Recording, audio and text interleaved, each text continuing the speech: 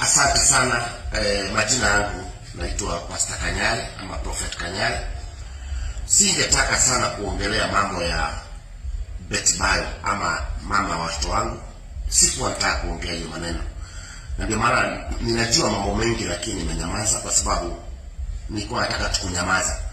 Lakini baada ya mama kuongea, mama ya Betty Bayo, nikatamani kuongea. Huyo mama umeona ndio mama ambaye amekufiwa na mtoto wake. So wananchi wajue hiyo kitu ya kwamba huyo mama ambaye ako Amerika ako na uchungu sana, maana huyo mama amekufiwa na mtoto wake. Amekufiwa na mtoto wake. Mimi nimekufiwa na mama wa watoto.